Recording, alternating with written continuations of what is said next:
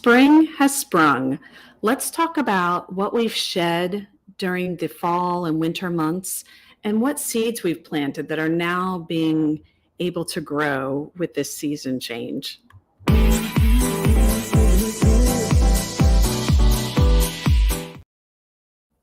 Hello, Dr. Holly here. So it was just spring equinox. I love me some changes of seasons and changes in the times and just pauses in the calendar that allow us to reflect and really take notice of our journeys and where we are in those journeys.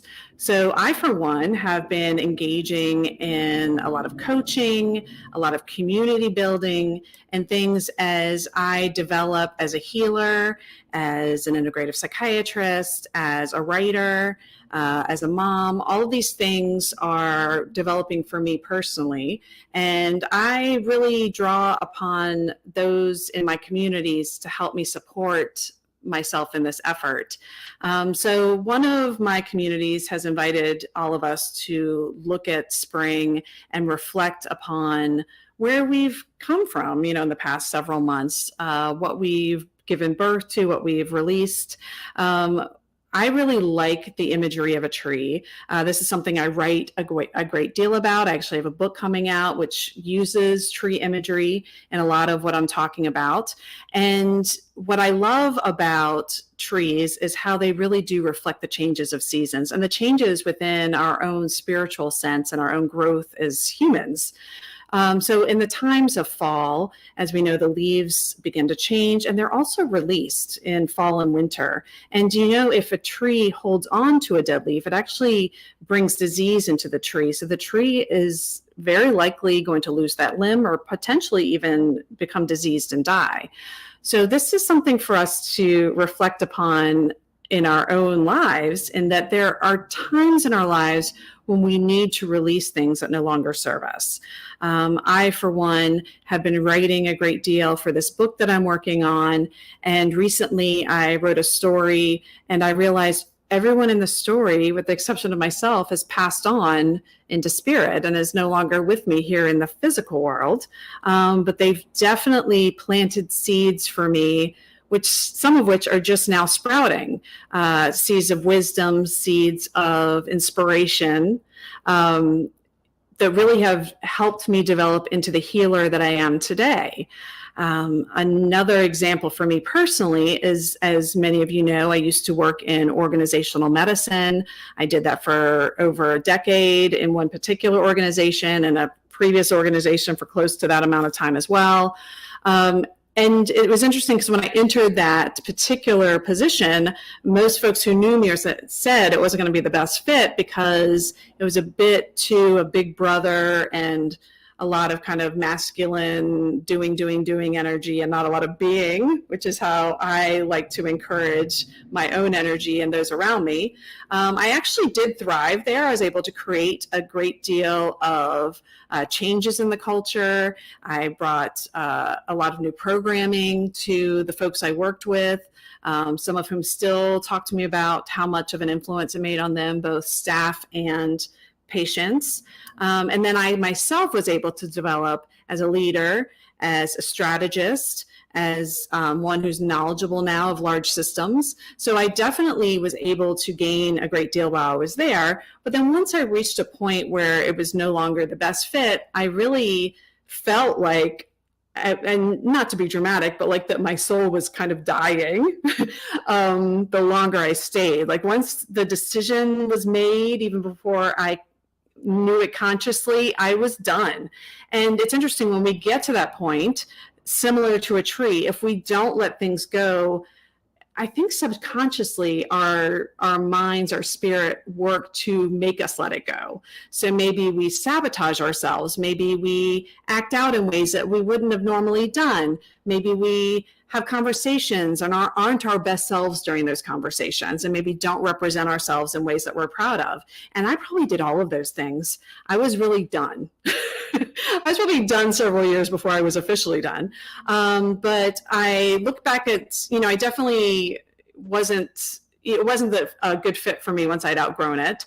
But I think I probably before I was willing to let it go, contributed to things that made it so it was easier to go.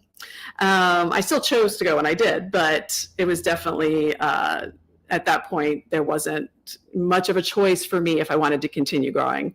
I see other examples of this in people that I love and adore, where maybe it's obvious that a relationship is no longer working out and they start picking fights or, engage in infidelities or, a number of different things in order to get released from that particular relationship.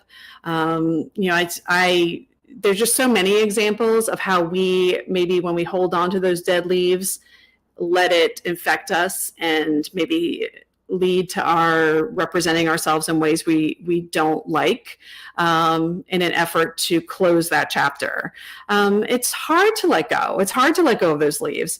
It's never easy. It's painful. It's grief, just as when I think of my friends who I just wrote about and my loss of them. I have a lot of grief around that, a lot of guilt about lost time. But I realized that the time that we spent together was precious, and that was the time we were meant to have together. They had other people to plant seeds with during the times that we weren't together. And that's part of my own release and my own growth, because as I said, the seeds that have been planted now are sprouting up through the dead leaves, through the soil, to become new ideas, new ways of being. When we release that job that no longer serves us, it allows space for us to develop into whatever maybe we're picturing for ourselves. Like I wanted this integrative medicine practice, and maybe things that we didn't initially consider, like myself as a writer. When I first quit my job, the 9-to-5 organizational medicine, I never realized that the side of me who loves to write and loves to share ideas would be free to be expressed. I never realized that the side of me that loves to join on Fox 8 or ESPN Radio or WDSU or whatever TV aspirations I don't even know yet would be open and allow me to educate people on a larger scale. The side of me that's been able to speak to larger audiences and decrease the stigma around mental health would never have been explored had I remained in an organization that didn't allow for that exploration. So these are things to consider when you're at a place where you're releasing that leaf, and it may feel, and it should feel like a mini loss, even to the point of a death in the amount of grief you may feel, that once you move through that grief, that uncomfortable space, which may actually be you planting your roots and sprouting up out of your seedling to become a new tree. That growth is never a comfortable space, but it's a beautiful place to be once you're in the sunshine of spring. So with that, I invite you to take a breath and just consider the plants that you have put into the soil that are now working to be sprouted. And again, maybe not the most comfortable to be in that space of growth, but realizing that soon enough, you'll also be in the sunshine. And I'm wishing you lots of love, lots of positive energy and Reiki, and I'll see you on the other side. Reach out to me if you need help with that or just want to continue the conversation. I'm at darawellnessnola.com, and you can find me on social media, Dara Wellness Nola, or Dr. Holly's Dara Wellness Nola. Bye, guys.